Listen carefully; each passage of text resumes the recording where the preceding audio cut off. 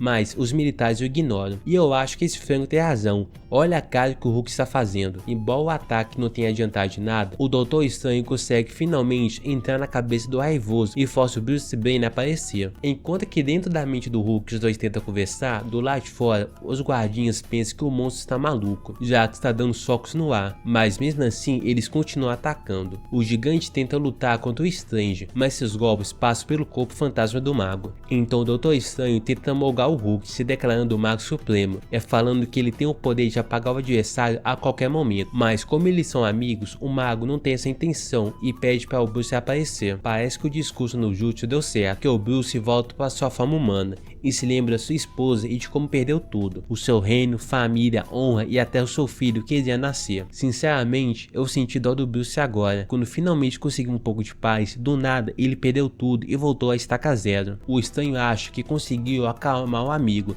e acaba se materializando. Então Bruce segura seus braços e volta para sua forma Hulk e esmaga os braços dele como se fossem gravetos. Enquanto isso, os aliens formaram uma proteção com escudos para proteger seu líder que estava desacordado, mas Hulk acorda e esmaga os helicópteros junto com os tanques. Os soldados tentam atirar, mas o espinafre bate as palmas de suas mãos para produzir uma onda de choque e varre o campo de batalha. Então o General Ross atira nele em um helicóptero. O Hulk dá um salto e derruba o general e os dois caem no chão. Quando o dia amanhece, vemos que o Hulk está montando uma espécie de arena de batalha e alguns cidadãos estão torcendo pela vitória do Gigante Esmeralda. Rick Jones tenta chamar a atenção do Doutor Estranho, mas nesse momento a turma do Hulk o pega no flagra. E Jorin remove a magia de ilusão, assim revelando que o local é o esconderijo do mago. A porta do local se abre e alguns heróis aparecem para lutar, mas acaba apanhando. Assim os aliens aproveitam e implantam discos de obediência neles. Esses discos também foram implantados no Hulk e no Surfista Prateado. Assim os dois foram obrigados a lutar na arena do planeta Sakaar. O Mago Supremo fica desesperado porque um dos aliados do Hulk está conseguindo passar pelas suas barreiras de magia e pede para que seu ajudante pegue uma caixa misteriosa. Então o Doutor Estranho pega a caixa e começa a fazer um ritual para invocar uma entidade chamada Zoom. E quando ele está terminando de recitar o feitiço, Ironia aparece. Enquanto isso, vemos que o Hulk está sentado em uma espécie de trono. Os seus aliados querem que o Rei T'Sakar faça algo contra seu antigo amigo Rex, porque ele tentou ajudar o mago. No momento que o Baratão iria machucar o humano, o Doutor Estranho aparece na sua forma demoníaca na frente de todo mundo.